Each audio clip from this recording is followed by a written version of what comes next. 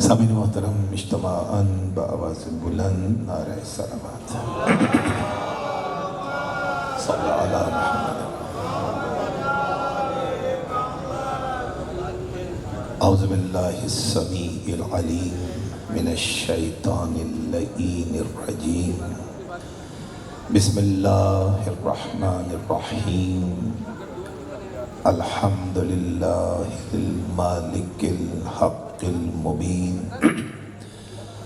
والصلاة والسلام والتحیۃ والاکرام علی اشرف الاولین والآخرین، خاتم الانبیاء وسید المرسلین، سیدنا و نبینا و شفیع ذنوبنا و طبیب نفوسنا و حبیب قلوبنا مولانا ابی القاسم محمد، اللہم صلی علی محمد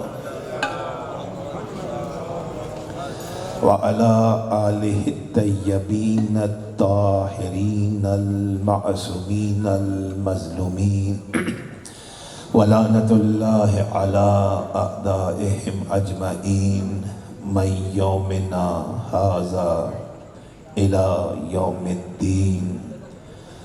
اما بعد، فقد قال اللہ سبحانہ وتعالی فی محکم کتابہ المجید وہو اصدق الصادقین وقولہ الحق۔ بسم اللہ الرحمن الرحیم۔ والعصر ان الانسان لفی خسر الا الذین آمنوا وعملوا الصالحات وتواصوا بالحق وتواصوا بالصبر۔ درود بر محمد و آل محمد۔ مل کے سے بہتر سے بلند صلوات ہدیہ کیجیے گا افراد محمد و آل محمد۔ بزرگان محترم، سامعین گرامی قدر، نوجوانان ملت، کنیزان سید عالم، رات کے اس پہر اس فرش عبادت پر حق عبادت کو بہت ہی اجمالی طور پر ادا کرنے کے لیے ثناء کلام میں قرآن مجید کی معروف سورہ کی تلاوت کا شرف حاصل کیا گیا ہے۔ اگر آپ مصحف کی ترتیب کو دیکھیں، وہ ترتیب جو تدوین کے بعد اس وقت ہمارے ہاتھوں میں موجود ہے، تو مصحف کی موجودہ ترتیب کے اعتبار سے سورہ مبارک والعصر قرآن مجید کا 130واں سورہ ہے۔ اور اگر قرآن کے نزول کو دیکھیے، تنزیل آف قرآن یا ریویل آف قرآن کو دیکھیے، تو تنزیل کے اعتبار سے سورہ مبارک والعصر قلب مطہر رسالت پر بعثت کے پہلے سال جو 36 سورے نازل ہوئے، پہلا سال جو بعثت کا تھا، اعلان رسالت کے بعد کا تھا، اس پہلے سال میں مکے میں قلب مطہر رسالت پر 36 سورہ قرآنی ریویل ہوئے ہیں۔ اور ان 36 سورہ میں سے نزول کے اعتبار سے سورہ مبارک والعصر کا نشان یا نمبر، سامعین گرامی قدر، 13 ہے۔ یعنی تنزیل کے اعتبار سے قرآن مجید کا 13واں سورہ ہے، اور ترتیب کے اعتبار سے قرآن مجید کا 103 نمبر کا سورہ ہے۔ جیسا کہ میں نے عرض کیا کہ مکے میں نازل ہوا، مکی سورہ ہے، اور اس سورہ مبارکہ میں رب قدیر نے کل 3 آیات رکھی۔ 3 آیات میں 68 حروف ہیں اور 14 کلمات ہیں۔ یعنی 3 آیات، 68 حروف اور 14 کلمات پر مشتمل یہ سورہ مبارک والعصر، جو کہ اگر آپ دیکھیں تو قرآن مجید کے مختصر ترین سوروں میں شامل ہے۔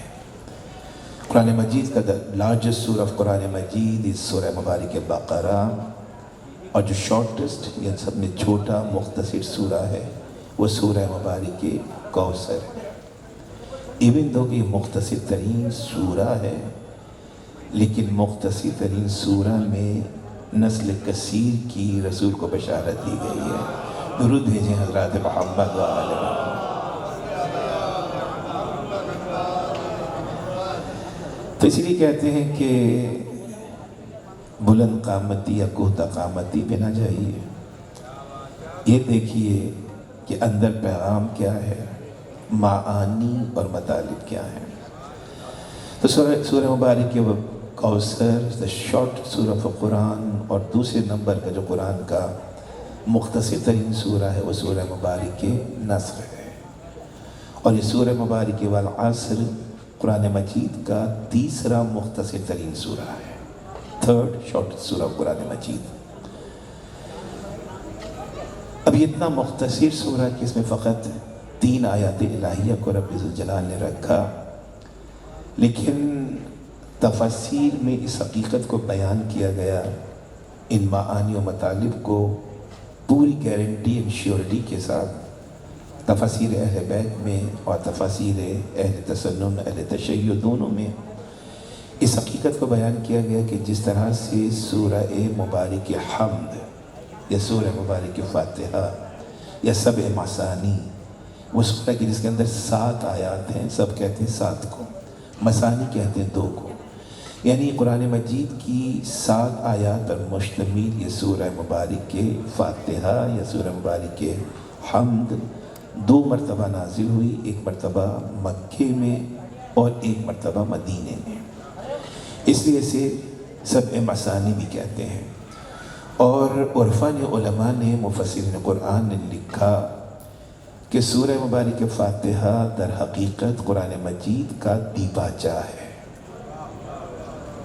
پریفیس، انڈیکس جسے آپ کہتے ہیں، کتاب سے پہلے کی انڈیکس ہوتی ہے، دیباچہ ہوتا ہے، whatever is written in the book وہ اس فہرست میں آپ کو مل جاتا ہے،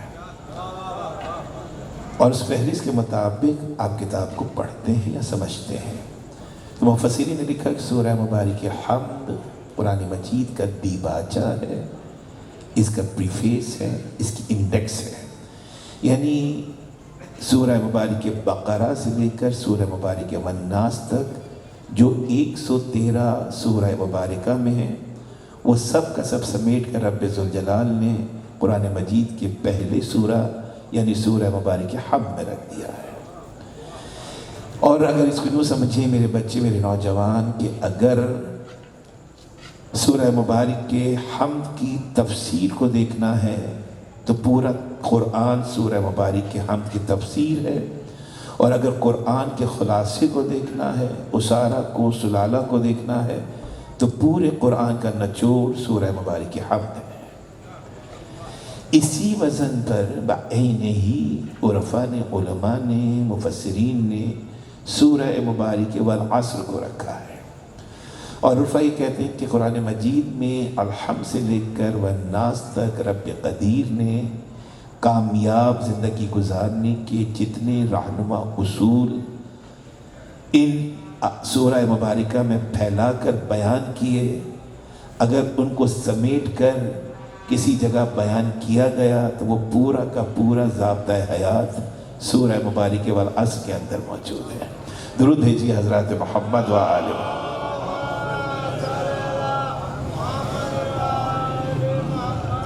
یعنی سورہ مبارک والعصر حقیقت میں قرآن کا فراہم کردہ وہ چارٹر آف لائف ہے، وہ منشور حیات، کامیاب زندگی گزارنے کا وہ نسخہ جو ہم سب کو مطلوب ہے، اور جس کی طلب اس رب قدیر کی بارگاہ سے ہمیں تھی۔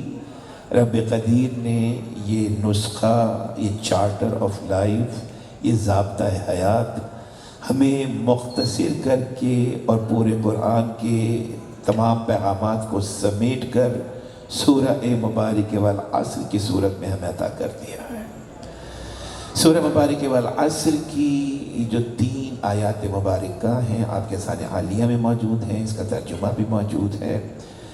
مجھے ضرورت نہیں ہے کہ میں اس کے ترجمے کو بیان کروں، لیکن طریقہ خطابت ہے، اور یہ بچے نوجوان جو تشریف فرما ہیں ان کو گفتگو کے لوپ میں لینے کے لیے، دائرہ گفتگو میں لینے کے لیے میں ترجمے کو روانی کے ساتھ بیان کروں گا۔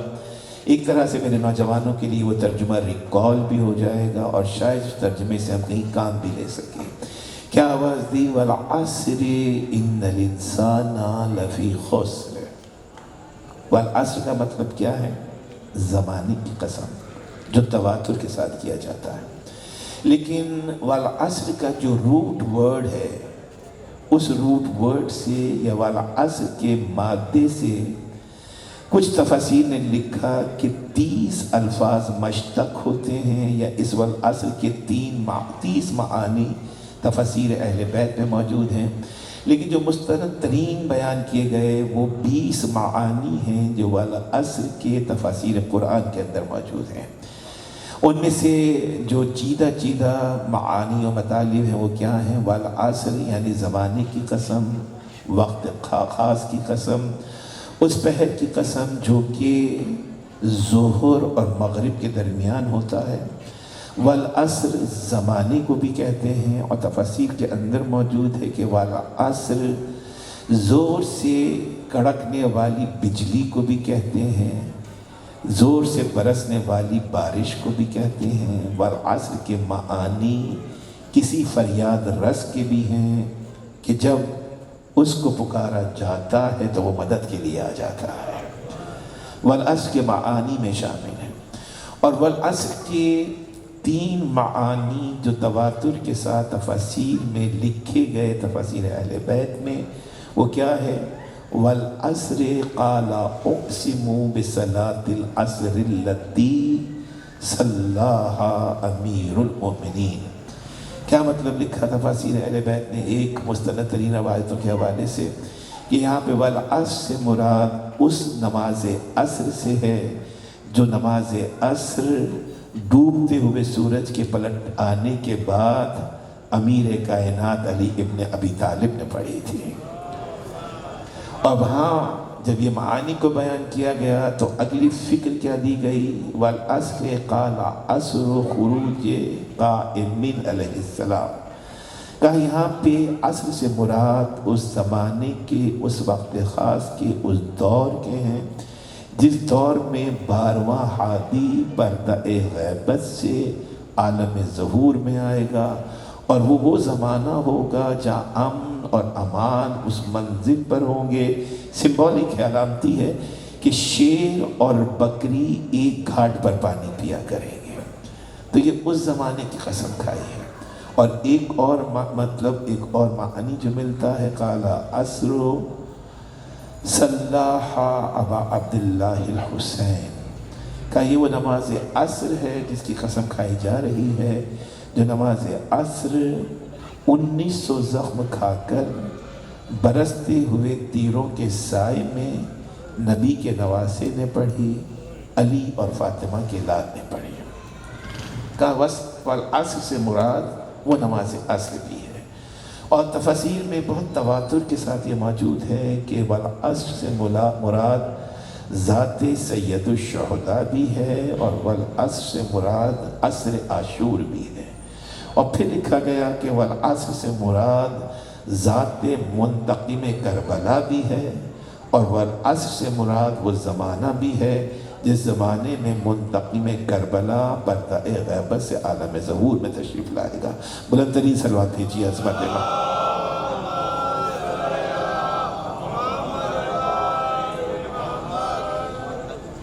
کچھ دقیقے مجھے یہاں پہ رکنا ہے تاکہ پھر ہم تیزی سے آگے بڑھیں، اور ایک معروف روایت بھی آپ کو زحمت دوں گا، پھر میں مصائب کی طرف آ جاؤں گا۔ قرآن کی معانی اور مطالب کو سمجھیں، یہ افضل نہیں ہے بلکہ فرض ہے۔ قرآن سمجھنے کے لیے آیا ہے، فقط پڑھنے کے لیے نہیں آیا ہے۔ قرآن پونڈر کرنے کے لیے آیا ہے، ایکسپلور کرنے کے لیے آیا ہے، فقط تلاوت کرنے اور حفظ کرنے کے لیے نہیں آیا ہے۔ سورہ مبارک کے روم میں آواز دی تھی نفصل الآیات لقوم یعقلون۔ رب نے آواز دی کہ ہم نے اپنی نشانیوں کو تفصیل کے ساتھ بیان کیا ہے اس قوم کے لیے کہ جو عقل رکھتی ہے۔ تو قرآن سمجھنے کے لیے ہے، عقل سے کام لینے کے لیے۔ سورہ مبارک یوسف نے آواز دی الف لام را تلک آیات الکتاب المبین ان انزلناہ قرآنن عربین لعلکم تعقلون۔ الف لام را، یہ کتاب مبین کی آیات ہیں۔ رب کہتا ہے کہ ہم نے قرآن کو زبان عربی میں نازل کیا تاکہ تم عقل سے کام لے کر اس قرآن کو سمجھ سکو۔ تو قرآن سمجھنے کے لیے ہے۔ قرآن کو ساتھی بنائیے، قرآن کو دوست بنائیے، ہمدم بنائیے، ہمساز بنائیے، اپنا رہنما بنائیے، اس لیے کہ قرآن وہ آفاقی، وہ الہامی، وہ آسمانی، وہ ڈیوائن بک ہے کہ جب دنیا کے سہارے ساتھ چھوڑ دیتے ہیں، یہ قرآن دنیا میں بھی آپ کا سہارا بنتا ہے، قبر میں بھی سہارا بنے گا، حشر میں بھی سہارا بنے گا، میزان پہ بھی سہارا بنے گا، صراط پہ بھی سہارا بنے گا۔ یہ قرآن، اگر آپ قرآن کو تھامیں تو یہ قرآن آپ کو نہیں چھوڑے گا، تنہا نہیں کرے گا۔ خود میرا چوتھا امام، امام زین العابدین علیہ السلام، فرزند زہرا فرماتے ہیں، دیکھیے کیا خوبصورت امام نے فکر دی ہے۔ رات کے اس پہر میں اگر ہم کچھ اور نہ بھی لے کر جائیں، یہ فکر معصوم اور یہ پیغام معصوم اگر ہم نے سمیٹ لیا، لے لیا اور اس کو اپنی زندگی کا حصہ بنا لیا تو ہم آج کی اس شب میں کامیاب ہیں۔ یہ منتظمین کی محنتیں سوارت ہو جائیں گی، موسم کی سختیوں کو خاطر میں نہ لاتے ہوئے آپ کی حاضریاں اکارت نہیں جائیں گی، سوارت ہو جائیں گی۔ آپ کا کردار جیسے آئے تھے اس سے بہتر بن کے جانے کی منزل پر پہنچ جائے گا۔ اگر چوتھے امام کی، امام زین العابدین، امام سید الساجدین، آدم آل محمد، مل کے بلند ترین صلوات بھیجیے گا عظمت محمد وآلہ۔ آدم میں، آل محمد، زبور آل محمد میں، انجیل اہل بیت میں، میرا امام فرماتا ہے کیا خوبصورت فکر ہے۔ What a great message fourth Imam is giving us. We have to ponder this message جو بارگاہ سید الساجدین سے ہمیں مل رہا ہے، جو بارگاہ امام زین العابدین سے ہمیں مل رہا ہے۔ کیا فرمایا میرے آقا نے، میرے مولا نے؟ امام فرماتے ہیں کہ اگر مشیت الہی میں مجھے اس دنیا میں 1000 برس تنہا زندگی گزارنی ہو، غور کیجئے گا، کون کہہ رہا ہے؟ قرآن ناطق۔ کون کہہ رہا ہے؟ فرزند زہرا۔ کون آواز دے رہا ہے؟ فرزند رسول۔ کہ اگر مشیت الہی یہ ہو، خدا کی مرضی یہ ہو، خدا پروردگار کی، معبود کی منشا یہ ہو کہ 1000 برس تک مجھے اس روئے زمین پر تنہا زندگی گزارنا پڑے، کوئی رشتہ نہ ہو، کوئی رشتہ دار نہ ہو، کوئی دوست نہ ہو، احباب میں سے کوئی نہ ہو، کوئی میرے ساتھ نہ ہو، اور مجھے تنہا زندگی گزارنے کے لیے کہا جائے کہ اس زمین پر اکیلے 1000 برس رہنا ہے، کسی رشتے کو میرے قریب رب قدیر نہ رکھے، فقط قرآن مجھے دے دے۔ غور کیجئے گا، فقط قرآن مجھے دے دے تو میرا چوتھا امام یہ فرماتا ہے کہ اگر قرآن میرے ہاتھ میں ہو اور مجھے اس زمین پر رب کی مرضی سے 1000 برس تک تنہا زندگی گزارنی پڑے تو حسین کا بیٹا علی ابن الحسین پوری طاقت کے ساتھ یہ جملہ کہتا ہے کہ مجھے ایک لمحے کے لیے بھی، آنے واحد کے لیے بھی، 1000 برس میں ایک لمحے کے لیے بھی زین العابدین کو، علی ابن الحسین کو احساس سے وحشت نہ ہوگا۔ کیوں؟ اس لیے کہ قرآن جیسا ساتھی میرے ساتھ ہے۔ درود بھیجیں حضرات محمد و آل محمد پر۔ What a great companion is Quran. قرآن کی کمپنی کیا ہے، قرآن کی ہمراہی کیا ہے۔ میں بھی مجلس میں بھی بیان کرتا ہوا آیا ہوں اور مسلسل بیان کر رہا ہوں تاکہ پیغام میرے نوجوانوں تک پہنچے کہ امیر کائنات فرماتے ہیں کہ وَمَا جَالِسَ حَاذَ الْقُرْآنَ أَحَدٌ، جو ایک مرتبہ قرآن کے ساتھ بیٹھ گیا، إِلَّا قَامَ عَنْهُ بِزِيَادَةٍ أَوْ نُقْصَانٍ، وہ قرآن کو چھوڑ کے اٹھا نہیں یہاں تک کہ اس کی ایک شے میں کمی ہو گئی، ایک چیز میں اضافہ ہو گیا. دنیا نے پوچھا مولا قرآن کے ساتھ ایک مرتبہ بیٹھنے والا اس کا کیا کم ہوا, کیا بڑھ گیا؟ مولا فرماتے ہیں قرآن ناطق آواز دیتا ہے کہ جو قرآن کے ساتھ ایک مرتبہ بیٹھ گیا ہے اس نے اپنی گمراہی میں کمی کر دی ہے, اپنی ہدایت میں اضافہ کر دیا ہے. یہ قرآن کا معجزہ ہے. درود بھیجیں عظمت محمد و آل محمد پر. یہ قرآن کا معجزہ ہے. خود رحمت العالمین جس کے قلب مطہر پہ قرآن نازل ہوا, جس قرآن کا بوجھ, جس قرآن کا وزن کوئی اٹھا نہ سکا, کسی نے تحمل نہیں کیا کہ قرآن کے بار کو برداشت کر سکے. پہاڑ عاجز تھے, چٹانیں عاجز تھیں, یہ زمین, یہ کائنات عاجز تھی, متحمل نہیں تھی کہ بار قرآن کا تحمل کر سکتے. لیکن جب کوئی بھی اس کائنات میں قرآن کے وزن کا تحمل نہیں کر رہا تھا تو وجہ خلقت کائنات, موجودات کا فخر میرا نبی آگے بڑھا اور قلب مطہر رسالت نے بار قرآن کو تحمل کیا ہے, قرآن کے وزن کا تحمل کیا ہے. اور خود رسول کہتے ہیں اس قرآن کے لیے کہ نور بیوتکم بتلاوت القرآن, اپنے گھروں کو قرآن کی تلاوت سے منور کیا کرو, روشن کرو. تمہارے گھر, تمہارے علاقے, تمہاری یہ سوسائٹی, تمہارا یہ کمپاؤنڈ, یہ تمہارے اپارٹمنٹس, یہ سیور سے منور نہیں ہوتے ہیں, یہ فینسی لائٹ سے منور نہیں ہوتے ہیں. آپ مہنگے سے مہنگا شیڈیر لے کر آ جائیں کہ یہ فرانس سے منگوایا, یہ اٹالین ہے, مہنگے سے مہنگا فانوس آ جائے, شینڈریل آ جائے, آپ لگا دیں, قیمتی سے قیمتی بلب بھی اس کے اندر آپ آویزہ کر دیں, لیکن اگر ایک محکمہ مہربانی کر دے تو سب چیزیں موجود تو ہوں گی, روشنی موجود نہ ہوگی. اس محکمے کی مہربانی یہ ہے کہ ہمارے گھر روشن نہیں ہو پا رہے ہیں, تو اب ان سہاروں کو تلاش نہ کیجئے جو کبھی ساتھ دیتے ہیں, کبھی ساتھ نہیں دیتے ہیں. رسول نے فرمایا کہ تمہارے گھروں میں, تمہارے علاقوں میں, محلوں میں, تمہارے کمپاؤنڈز میں, تمہاری چار دیواری کے اندر روشنی ان برقی قمقموں سے نہیں ہوتی ہے. قرآن کی تلاوت کا حق ادا کرو, تمہارا گھر بھی روشن, تمہارا محلہ بھی روشن, تمہارا ماحول بھی روشن, تمہارا کردار بھی روشن, تمہاری گفتار بھی روشن نظر آئے گی.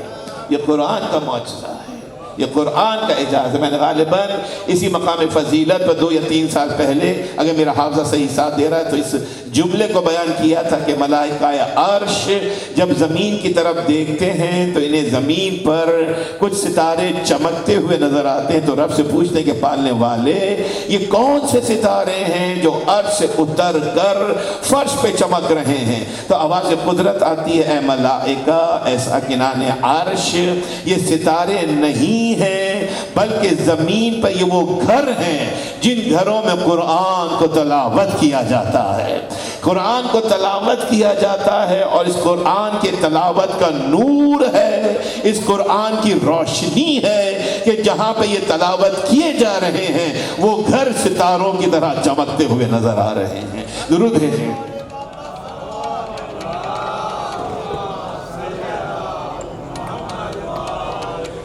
تو میں نے عرض کیا کہ قرآن پونڈر کرنے کے لیے آیا ہے. جزاک اللہ, جزاک اللہ. قرآن پونڈر کرنے کے لیے ہے. قرآن کو سمجھیے, قرآن کی آیات کو پہچانیے, قرآن کے سورہ کو پہچانیے.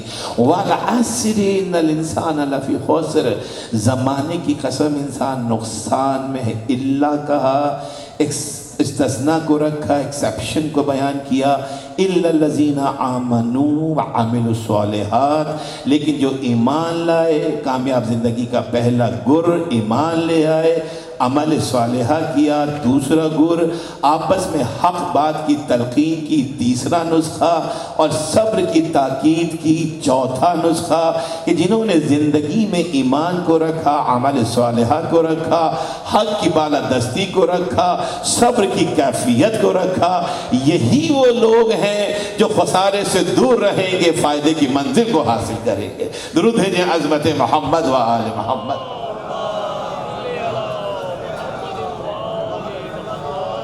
تو ایک قسم کھائیے, قرآن مجید میں 114 سورے ہیں, یہ بچے ذہن میں رکھیں، 114 سورے ہیں اور 114 سورہ میں سے رب قدیر نے 70 سورہ ایسے ہیں کہ جن کے اندر کوئی قسم نہیں اٹھائی ہے۔ 70 آؤٹ آف 114 رب قدیر نے کوئی قسم نہیں اٹھائی، اور جو ریمیننگ 114 میں سے آپ 70 مائنس کر دیں، جو ریمیننگ 44 سورہ ہیں، 44 سورہ ہیں، ان 44 سورہ میں قرآن مجید میں رب ذوالجلال نے پیغام بازوہ مسلسل بالاستعاب لگاتار قرآن مجید کے 44 سورہ کے اندر رب قدیر نے 118 قسمیں اٹھائی ہیں۔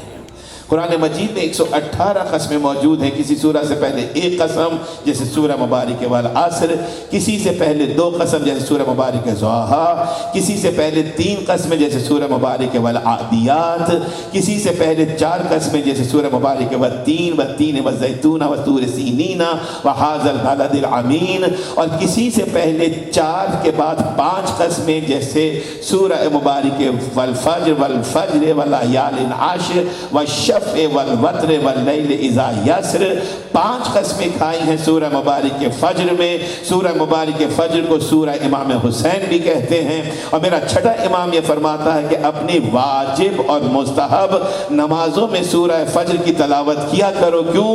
اس لیے کہ میرے جد کا سورہ ہے، جو کثرت سے سورہ مبارک فجر کو اپنی نمازوں میں پڑھے گا، چھٹا امام یہ ضمانت دیتا ہے کہ روز حشر ہوگا اور سورہ مبارک فجر کا پڑھنے والا میرے جد سید الشہداء کے ساتھ میدان حشر میں لایا جائے گا۔ درود بھیجیں حضرات محمد و آل محمد پر۔ تو سورہ مبارک فجر سے پہلے 5 قسمیں کھائی ہیں، اور سب سے زیادہ قسمیں قرآن مجید میں رب ذوالجلال نے کس سورہ میں کھائیں؟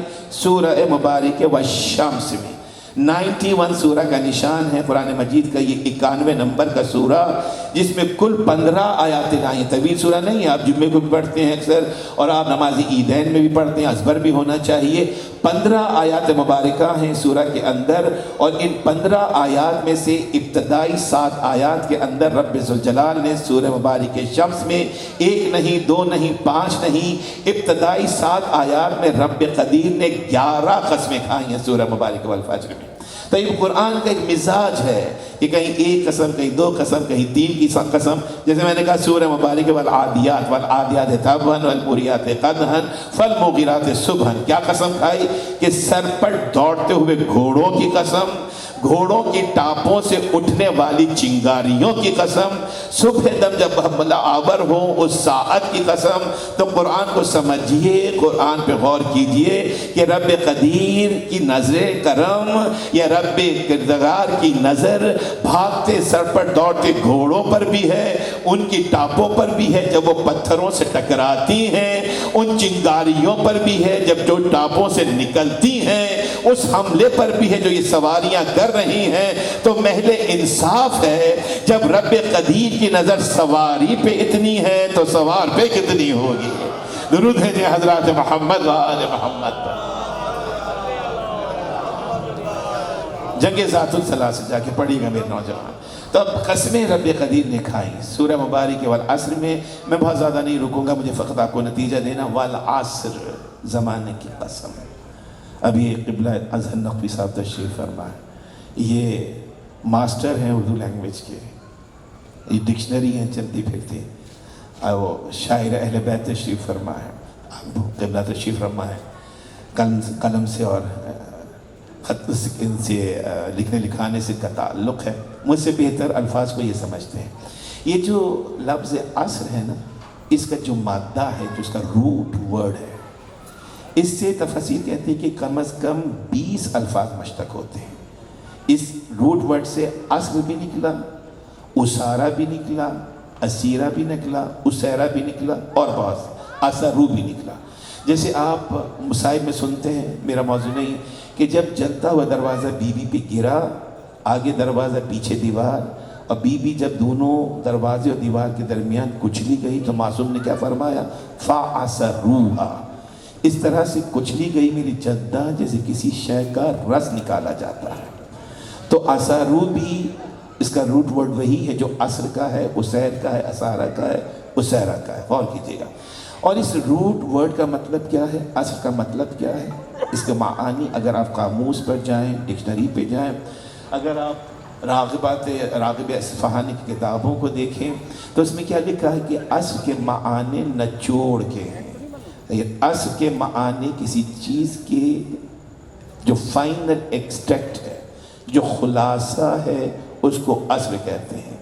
اگر یہ چیز سمجھ میں آئے، چونکہ روانی ہے اس لیے میں روانی کے ساتھ گزروں گا، اصل کے معنی کیا ہے، روٹ ورڈ جو اس کا مطلب کیا ہے، نچوڑ، خلاصہ، the final extract, the final result which you want to achieve، وہ کیا ہے، وہ اصل ہے۔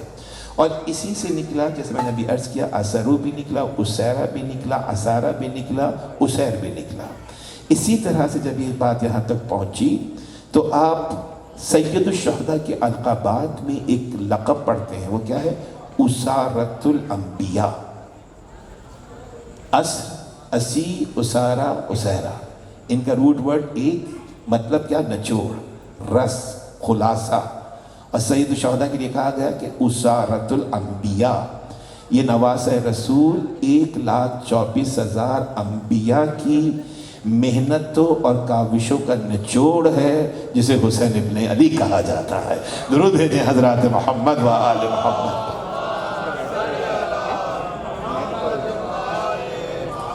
اچھا، اسی کے ہم وزن قرآن میں ایک اور لفظ بھی ہے، وہ کیا ہے، سلالہ۔ سلالہ، عصر اور سلالہ کے معانی ایک جیسے، جیسے آسمان اور فلک مطلب ہی کی ہوا، اسی طرح سے عصر جیسے آفتاب اور شمس یا سورج معنی ایک ہی، جیسے مہتاب، قمر یا چاند ایک ہی معنی ہے۔ اسی طرح سے یہ لفظ الگ الگ ہیں لیکن معانی ایک ہے، کس کے، عصر کے، اسیرہ کے، اور دوسری طرف سلالہ کے۔ دونوں کا مطلب کیا، نچوڑ۔ سورہ مبارک کے مومنون میں آواز دی تھی، لَقَدْ خَلَقْنَا الْإِنسَانَ مِنْ سُلَالَةٍ مِنْ طِينٍ۔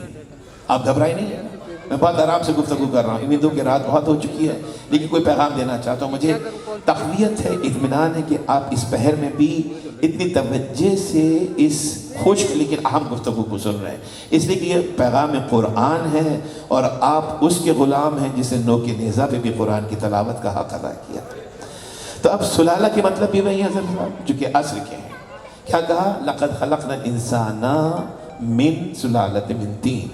کیا مطلب ہوا کہ ہم نے انسان کو کس چیز سے پیدا کیا، ہم نے انسان کو گیلی مٹی سے پیدا کیا۔ Is this the translation؟ نہیں، یہ نہیں کہا کہ ہم نے انسان کو گیلی مٹی سے پیدا کیا، اس نے یہ نہیں کہا کہ لَقَدْ خَلَقْنَا الْإِنسَانَ مِنْ طِينٍ، ہم نے انسان کو گیلی مٹی سے پیدا کیا، نہیں، لَقَدْ خَلَقْنَا الْإِنسَانَ مِنْ سُلَالَةٍ مِنْ طِينٍ، ہم نے انسان کو گیلی مٹی سے پیدا نہیں کیا ہے، ہم نے انسان کو گیلی مٹی کے جوہر سے پیدا کیا ہے۔ گیلی مٹی اور ہے، مٹی کا جوہر اور ہے۔ درود کیجیے گا حضرات محمد و آل محمد۔ اور جوہر کسے کہتے ہیں، جوہر کسی بھی شے کے حصہ اعلیٰ کو، جزو اعلیٰ کو سلالہ کہا جاتا ہے۔ انسان مٹی سے پیدا نہیں کیا گیا ہے، مٹی کے جوہر سے پیدا کیا گیا ہے۔ تو اصل اور سلالہ کیسے وزن ہے دونوں میں، اور پھر ایک روایت آپ نے سنی، دوسری روایت بھی سنی، دونوں کو مربوط کیجئے۔ جب رحمت العالمین کا نکاح بی بی خدیجۃ الکبریٰ سے پڑھایا گیا، کس نے پڑھایا، جناب ابو طالب علیہ السلام نے۔ ابھی ظاہری طور پر رسول نے اعلان رسالت نہیں کیا ہے، رسول ہی آتا ہے، نبی بھی آتا ہے۔ جب امتی جناب عیسیٰ کے بارے میں یہ کہیں انی عبداللہ اتانی الکتاب وجعلنی نبیہ، میں خدا کا بندہ ہوں، کتاب لے کر آیا ہوں، نبی بنا کر بھیجا گیا ہوں، تو امتی تو صاحب کتاب بھی ہو، نبی بھی ہو جب پیدا ہو، اور جو سردار ہو وہ 40 سال انتظار کرتا رہے کہ نبوت ملے اور کتاب ہاتھ میں آئے۔ نہیں، وہ 40 سال کی عمر میں اعلان نبوت تھا، عطائے نبوت نہیں تھی، نبی ہی پیدا ہوتا ہے۔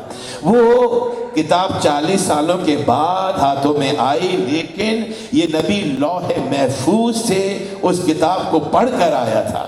غور کیجئے گا، تو اب یہ نبی جب ان کا نکاح پڑھایا گیا، ابھی ظاہری طور پر اعلان اسلام نہیں کیا، تبلیغ اسلام شروع نہیں ہوئی، لیکن اس وقت اس دور میں معرفت جناب ابو طالب کیا تھی، اپنے بھتیجے کو کیا چاہتے تھے، کیا مانتے تھے، کس منزل پہ دیکھ رہے تھے۔ جب نکاح پڑھایا ہے جناب ابو طالب نے رسول خدا کا، تو اس نکاح کا ایک جملہ ہے کہ یہ میرا بھتیجا محمد، یہ یتیم عبداللہ، یہ جو سامنے میرا بھتیجا بیٹھا ہوا ہے جس کا نام محمد ہے، یہ میرا بھتیجا سلالۃ الاتیاب، غور کیجئے گا، یہ میرا بھتیجا محمد سلالۃ الاتیاب ہے۔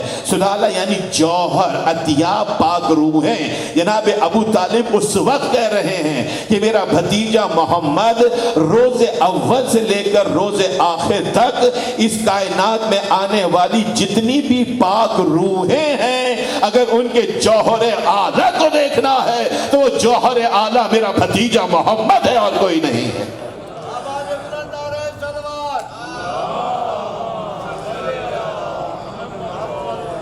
تو وہ جوہر اعلیٰ کون ہے؟ میرا بھتیجا محمد ہے۔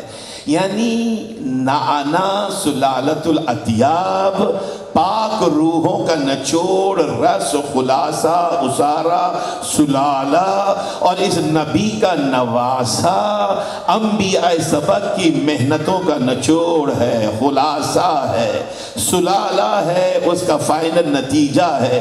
جتنی بھی جناب آدم سے لے کر جناب خاتم تک جو بھی نبی آیا، جو بھی رسول آئے، 1,24,000 انبیاء، یہ 313 رسول، پھر ان میں اولو العزم، یہ جتنے بھی ہیں، ان سب کی محنتوں کا نچوڑ عصر عاشور ذات حسین ابن علی میں نظر آ رہا ہے۔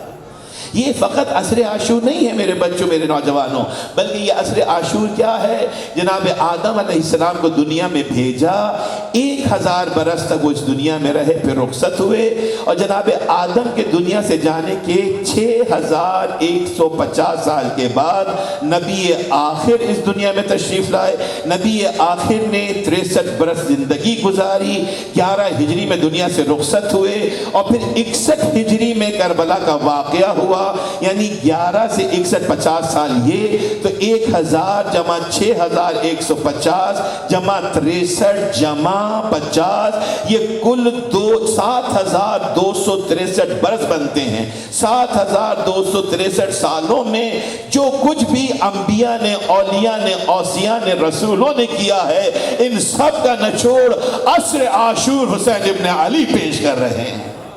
کیا عظمت ہے، کیا مقام ہوگا، کیا مرتبہ ہوگا، سب کی محنتوں کو بچایا۔ نصب تو نے کر دیے انسان کی عظمت کے خیام، مرحمت تو نے کیا توقیر آدم کو دوام، جھوم کے تو نے شہادت کا پیا جس وقت جام، روح دوران نے محمد کو کیا چھپ کر سلام۔ یہ مقام حسین ابن علی ہے۔ بس میں یہاں پہ رکوں گا، اگر ماتمی عزادار آ گئے ہیں، جمعہ آ گئی ہے، تو پھر میں مصائب کی طرف آ جاؤں۔ سامعین گرامی قدر، والعصر، زمانے کی قسم، عصر خاص کی قسم، عصر عاشور کی قسم، شہید کربلا کی قسم، منتقم کربلا کی قسم۔ میں نے بھی جملہ عرض کیا تھا کہ سورہ مبارک فجر سورہ امام حسین بھی ہے۔ میرا چھٹا امام ابو بصیر اسدی کوفی سے کہتا ہے کہ ابو بصیر، اپنی نمازوں میں کوشش کرو کہ سورہ مبارک فجر کو تلاوت کرو، تاکہ میرے جد کے ساتھ محشور کیا کرتے۔ ماشاءاللہ ایک روحانیت ہے اس کے اندر ایک معنویت ہے۔ تو جناب ابو بصیر نے پوچھا کہ مولا، اس سورہ میں تو فرعون کا تذکرہ ہے، قوم عاد کا تذکرہ ہے، قوم سمود کا تذکرہ ہے، how come this is possible that this surah is سورہ امام حسین آپ کی جد کا سورہ، کیسے ممکن ہے؟ تو امام نے فرمایا تھا کہ اس کی شروع کی 4 آیات اور اس کی آخر کی 4 آیات میری جد کی طرف دلالت کر رہی ہیں۔ اس پہ ہم نے پورا اشعار پڑھا ہے۔ آل محمد نے کیا کہا؟ والفجر ولیال عشر والشفع والوتر واللیل اذا یسر۔ فجر کی قسم، 10 راتوں کی قسم، 2 کی قسم، 1 کی قسم، اس رات کی قسم جو آہستہ آہستہ گزر رہی ہے۔ مولا فرماتا ہے یہاں پہ فجر سے مراد، فجر کیا؟ ڈے بریک، صبح کی پہلی کرن جس کی نمودار ہوتے ہی رات کا اندھیرا چھٹ جاتا ہے، ظلمت ختم ہو جاتی ہے، تاریکی ختم ہو جاتی ہے، اسے فجر کہتے ہیں۔ میرا چھٹا امام کہتا ہے کہ میرے جد کی ذات فجر ہے۔ فجر ہے، کیوں فجر ہے؟ کہ بنی امیہ کی دین میں تحریفات کی وجہ سے دین اسلام میں جو تاریکی چھائی ہوئی تھی، جو ظلمت کا اندھیرا تھا، جو اندھیرا تھا جہالت کا، نبی کے نواسے نے قیام کیا، اور امام مظلوم کربلا کے قیام سے ظلمت کا اندھیرا چھٹ گیا، صبح 9 کی امید جاگ گئی۔ اس لیے میرے جد کو فجر کہتے ہیں کہ میری جد کی ذات انسانیت کے لیے روشنی کا پیغام لے کر آئی تھی، تاریکی چھٹ گئی تھی، فجر بن گیا۔ شروع کی 4 آیت اور آخر کی 4 آیت۔ یا ایتھا النفس المطمئنہ ارجعی الی ربک راضیۃ مرضیہ فادخلی فی عبادی وادخلی جنتی۔ اے نفس مطمئنہ، لوٹ اپنے رب کی طرف لوٹ۔ یہ نہیں کہا کہ اپنے رب کی طرف آ جا، لوٹ آ۔ آنا اور ہے، لوٹ آنا اور ہے۔ آنا بار اول ہو سکتا ہے، پہلی دفعہ کوئی کسی جگہ پہ گئے، لیکن لوٹ آنا کیا بتلاتا ہے؟ کہ جہاں سے آغاز زندگی، آغاز حیات تھا، جہاں سے تو چلا تھا، اے نفس مطمئنہ، وہی اسی منزل پر، اسی بارگاہ قدوس کی طرف لوٹا۔ کیا کیفیت تھے اطمینان دل حسین ابن علی ہے۔ علامہ نقل کا ایک جملہ ہے، بہت ہی قیمتی جملہ، اس کو سنیے گا میرے بچوں۔ And this is not meant to listen only, to hear only، بلکہ اس جملے کی معنویت کو سمجھیے گا، اس کی گہرائی، اس کی گہرائی، اس کے اندر جو عظمتیں ہیں۔ پیغام حسین ابن علی، جو ہمیں پیغام میرا مولا میرا آقا دینا چاہتا ہے، وہ عظمتیں کیا ہیں؟ علامہ نقل لکھتے ہیں کہ اس کائنات میں حبدلس مین فلس، حبدلس، آپ کی محنتیں اکارت نہ چاہیں، سوارت ہونی چاہیے۔ علامہ نقل یہ تحریر فرماتے ہیں کہ اس کائنات میں وجود باری تعالیٰ کی سب سے بڑی دلیل عصر عاشور اطمینان قلب حسین ابن علی۔ What a great message. What a tragedy with Nawaz Rasul. اس کائنات میں وجود الہی کی سب سے بڑی دلیل اطمینان قلب حسین ابن علی۔ عزیزو، مجھے نہیں بیان کرنا تھا، لیکن یہ ممبر پہ بیٹھنے کا بات کا فیصلہ ہے۔ جب گفتگو آگے بڑھی تو اب یہ روایت میں آپ کے اذان عالیہ کے حوالے کر رہا ہوں۔ چند جملے مصائب کے پڑھوں گا، پھر زیارت برآمد ہو جائے گی۔ But this is the message of Muharram الحرام۔ 2 مہینے 5 دن 3 دن جو آپ نے گزار دیے and you are heading towards end of Muharram, تو یہ پورے موسم ازاں کا اس ریفریشل کورس کا پیغام ہے جو میں آپ کے اذان عالیہ کے حوالے کر رہا ہوں۔ یہ مستند ترین روایت ہے، لیکن بہت کم بیان کی جاتی ہے۔ آیت اللہ شہید مرتضیٰ مطہری نے اسے اپنی کتاب حماسہ حسینی میں لکھا۔ میں نوجوانوں کو ایڈوائز کروں گا، ریکمینڈ کروں گا کہ اپنی پاکٹ منی کو سیو کریں، 1-2 برگرز کو قربان کریں، تھوڑا سا پیسہ بچائیں۔ 500-600 کی کتاب حماسہ حسینی، that should be on your reading table, that should be in bookshelf. آپ کی لائبریری کے اندر حماسہ حسینی نامی کتاب ہونی چاہیے۔ شہید مرتضیٰ مطہری کی آپ کی دنیا بدل جائے گی،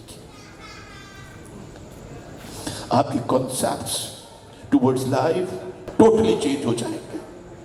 جو حسین ابن علی نے زندگی گزارنے کا قرینہ، سلیقہ، तौहीद का मकाम, अब्दियत के तकाजे, जो करबला की स्ट्रैटेजी, करबला का पैगाम, करबला का रेवोल्यूशन, करबला के आफ्टर इफेक्ट्स, ये हमास हुसैनी आपको बतलाए। पढ़िए उस किताब को। हमास हुसैनी की रवायत है, तभी रवायत को मैं समराइज करूंगा। आप हमदंगोश रहें, आप ये सोचें कि जो कोर्स आपका मुकम्मल होने जा रहा है, एंड ऑफ कोर्स पे एक एग्जाम होता है, टेस्ट होता है, passing and what ever the mark you gain, वही आपकी कामयाबी की या आपके नतीजे की अलामत होते हैं। तो आपका कोर्स कंप्लीट होने वाला है। आपको क्या करना है? एहतिसाब की मंजिल पे खुद को लेकर आना है और देखना कि आपने इन हाजिरियों से कितना कुछ सीखा है, कितना मुनव्वर किया अपने आप को, कितना मुअत्तल किया है अपने आप को। मेरे साथ रहिएगा, मैं मुसाहिब ज़्यादा नहीं पढ़ूंगा, लेकिन इस रवायत को सुनिए, ये भी मुकम्मल मुसाहिब है। ये जब काफिला चला है ना मेरे मौला का, मक्के से निकला, इमाम वाज गोइंग टुवर्ड्स कूफा, लेकिन बाद में चेंज किया रास्ता, करबला की तरफ आए। यही है ना, जब ये काफिला चला, मदीने से मक्का रुकते हुए आने लगा, तो यजीद ने अपने एक आदमी को भेजा, एक रिपोर्टर यजीद का, ये कह के भेजा, यजीद चूंकि हक पे नहीं था, और जो हक पे नहीं होता वो मुस्तरिब रहता है, वो ट्रस्ट नहीं करता है किसी को, इसलिए कि खुद उसके अंदर बेचैनी होती है, खुद उसके अंदर इस्तराब होता है, खुद उसके अंदर एक वहम वसवसा होता है, चूँकि वो हक पे नहीं है। और जहाँ पे हक होता है वहाँ पे इत्मीनान होता है, वहाँ पे सुकून होता है, वहाँ पे फिर वही जुमला कि इत्मीनान क़ल्ब मुतहर हुसैन इब्न अली वजूद इलाही की सबसे बड़ी दलील। अब समझिए ना मानवीयत रवानी। तो यजीद ने अपना एक रिपोर्टर भेजा और ये कह के उसको रवाना किया कि मैं I don't trust Karbala, I don't trust ibn Ziyad, I don't trust बिसर साद, मुझे शिम्र जोशन पे इन पे ट्रस्ट नहीं है।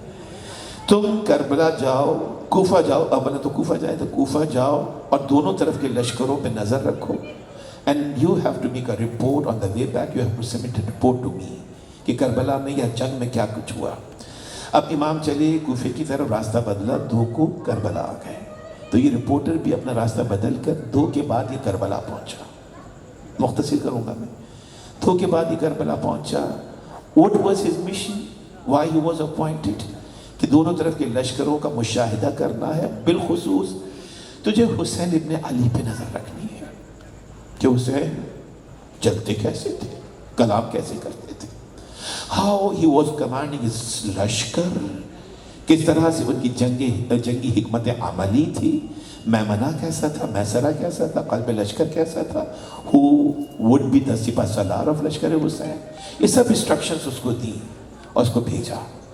अब ये आ गया, कुछ चीज नहीं कीजिएगा, ये आ गया, कोई साउंड ऊपर नीचे नहीं, ये आ गया, गौर कीजिएगा, 7 मुहर्रम पानी बंद किया गया, दिन आहिस्ता आहिस्ता गुजरे, तासुआ आया। व्हाट इज तासुआ, जानते हैं बच्चे? आशूरा क्या है? 10th मुहर्रम, और तासुआ क्या है? 9th मुहर्रम। जैसे नमाज पढ़ने का मुकदमा वजू है, बगैर वजू नमाज नहीं है, इसी तरह आशूरा को समझने का मुकदमा क्या है? तासुआ। इसलिए कि रोज़े तासुआ और फिर शब आशूर, इमाम ने पूरी स्ट्रैटेजी अपनी वजह की थी। हमासा हुसैनी है ये, इसको पढ़ना तुम्हें लुत्फ आएगा, तुम्हारे इमाम ने किस तरह से इस मार्के को सर किया है, किस तरह से सरकार वफा ने 72 के लश्कर को 36,000 के साथ 9 घंटे तक लड़ाया है। Have you ever thought about it? Is this an ordinary thing? मुझे पैगाम देने दीजिए, ये आपके मजलिस का, आपके फर्ज का। 36,000 के लश्कर से 72 मुकाबला करें, 9 घंटे तक कीजिए उसको। इसको पढ़ें, सोचें, समझें, क्या है ज़ात हुसैन इब्न अली, क्या है हुसैन के जानिसारान, कहाँ से वक्त में इतनी गुंजाइश आई, किरदारों में इतनी ताकत आई, इतनी मानवीयत आई।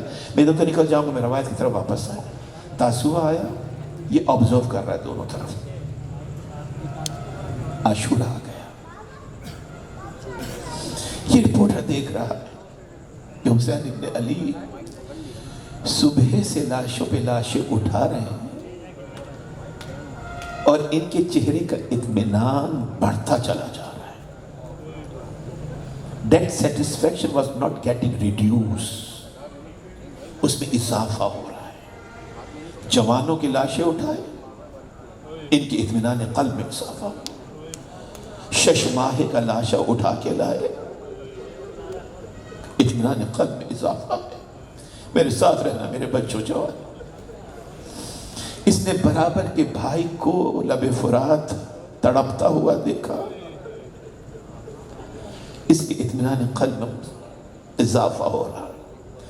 अब सुनिएगा, रवायत कहती है कि असर आशूर आई.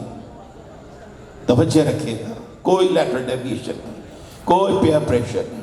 You all have to be concentrate enough on this जिक्र, दिस मैसेज. असर आशूर आई. रवायत कहती है जब 1900 जख्म खाकर नबी का नवासा पुश्त जुलजना से जमीन करबला पे आया.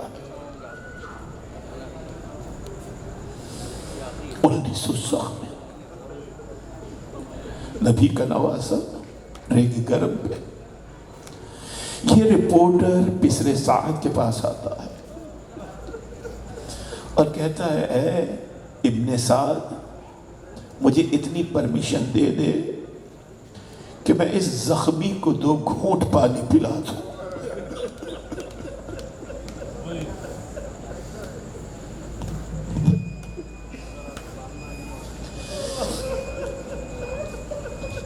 मैं चंद दकीके मसाइल पर आऊंगा ताकि ज़ियारत पर आमद हो. ये तो मैं पैगाम दे रहा हूँ, करबला का पैगाम. मुझे इतनी इजाज़त दे कि मैं जख्मी, कौन जख्मी? साक़ी कौसर का बेटा. कौन जख्मी? सैयदा का लाल.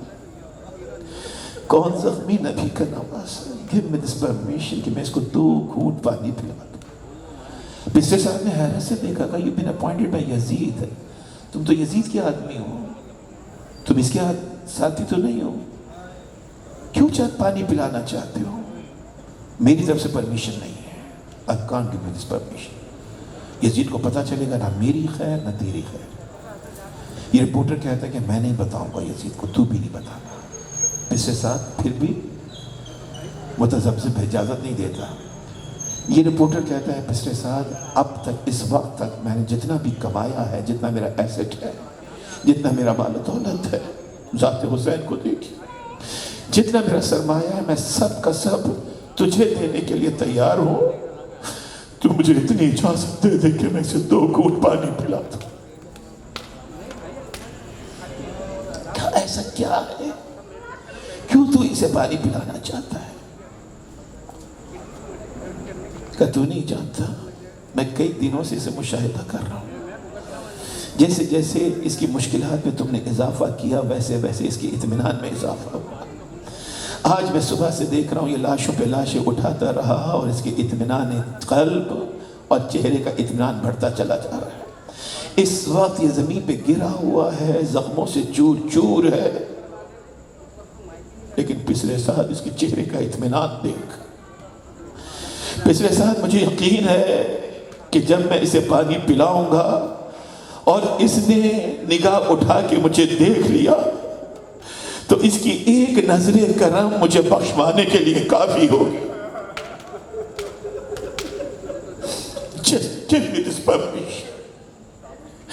मुझे दे दे इतनी इजाजत के वैसे पानी पिला. सारी दौलत ले ले मुझसे, एक एक लफ्ज की जिम्मेदारी ले रहा हूं, एक जुमले की जिम्मेदारी. मुझे इसे पानी पिलाने दे. कहा ठीक है, तू जा पानी पिला. बस जैसे इसे permission milli, he went to शत्तुल फुरात. फुरात से पानी का कूजा भरा, अब पलटा. और रवायत कहती है इसी असना में या हुक्म पिछले साल पर या खुद शिमरे लगी ने नवाज़े रसूल के सर को तन से जुदा किया.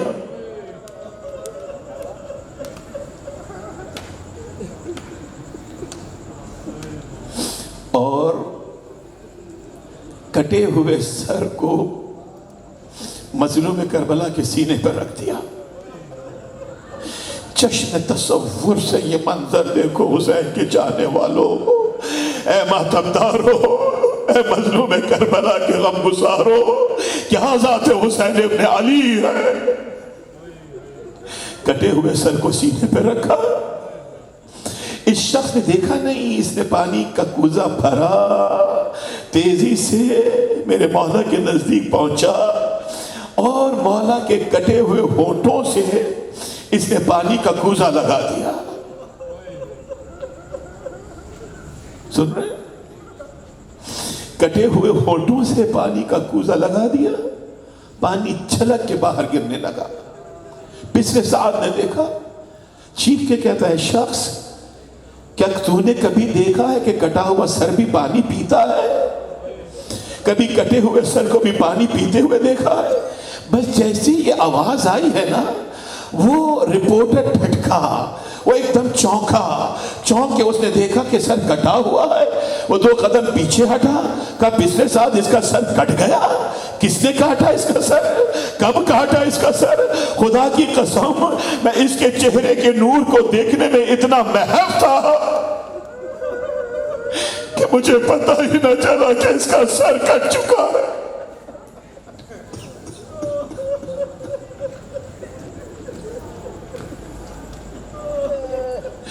अज़ादारो, वो सर जो शेर ने सीने पे रखा, वो सर कभी राहिब की देह में रखा गया, कभी तनूर में रखा गया, कभी नेज़े की नोक पे उस सर को बुलंद किया गया। और अज़ादारों, कभी ये सर कटा हुआ सर जिंदाने शाम में 3 साला बच्ची की गोद में आया। खुदा तुम्हारी औलादों को सलामत रखे, तुम्हारी बेटियों को आबाद रखे। होठों से होठ मिलाए, रुखसारे से रुखसारा मिलाया। सीने पे सोने वाली बच्ची कहती है, बाबा आप चले गए, बाबा मेरे ताज़ी आने लगे, मेरे तमाचे लगे, बाबा आप चले गए, मेरा कुर्ता जलाया गया, मेरे गोशवारे नोचे गए। बस अज़ादारो, जो कैदे सितम में सब में ज्यादा घबराती थी, उसे कैदे सितम से रिहाई ना मिली, कैदे हया से रिहाई पाई, घर वालों के लिए रिहाई का सामान मुहैया किया। मैं ज्यादा जहमत नहीं दूंगा, इख्तिताम मजलिस पर ताबूत सरकार वफा है, इख्तिताम मजलिस पर अलम सरकार वफा है। अज़ादारो, उसका ताबूत उठाने के लिए आए हैं जिसका लाशा वसीयत के मुताबिक नहरे फुरात के किनारे मेरा मौला छोड़कर अलम को लेकर उठा था। आज बाबुल हवाइज का मातम करना है, आज सरकार वफा का मातम करना है। मैं शहादत को बयान नहीं करूंगा, लेकिन 2 रवायतें और इनमें भरपूर मुसाइब है। अज़ादारो, क्या मकाम है सरकार वफा का, क्या मर्तबा है सरकार वफा का, कि सरकार वफा जब तक जिंदा रहे, अज़ादारो, खैमों से बच्चों की अलतश की सदा बुलंद होती रही। लेकिन तारीख शाहिद है कि जब ये सरकार वफा, जब ये गाजी नहरे फुरात पर सो गया, तो किसी प्यासे बच्चे ने अज़ादारो अलतश की आवाज बुलंद नहीं की, इसलिए कि बच्चे जानते थे हमारा सका मारा गया, अब्बास मारे गए। सरकार वफा नहरे फुरात पे सो गए। अज़ादारो, खुदा आपके इस गिरिये को कबूल करे। जब ये लुटा हुआ काफिला मदीने वापस आया था ना, और 4 बेटों की माँ बीबी उम्मुल बनीन को पता चला कि 4 बेटे मारे गए, सरकार वफा शहीद हो गए। अज़ादारो, मक्तल ये कहता है, रवायतों के जुमले ये हैं कि करबला के बाद मेरी शहजादी उम्मुल बनीन बकैया में चली जाती और रो रो के जुमला कहती थी, میرے جری عباس، میرے شیر عباس، ان آنے والوں نے مجھے بتلایا کہ تو کربلا میں مارا گیا، تو نہر فرات میں ہمیشہ کے لیے سو گیا۔ عباس مجھے یقین نہ آتا تھا، تیری ماں کو یقین نہ آتا تھا عباس کہ تو مارا گیا۔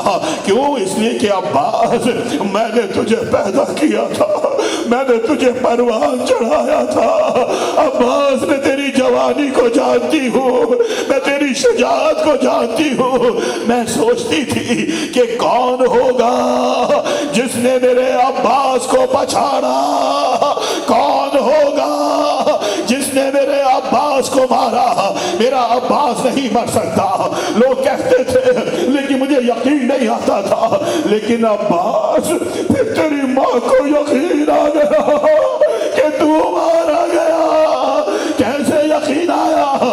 جب عباس آنے والوں نے بتایا کہ میری بیوی زینب کے سر سے چادر چھین لی گئی، میری شہزادی سکینہ تماچے کھاتی رہی، میرا مولا سید سجاد قیدی بنا لیا گیا۔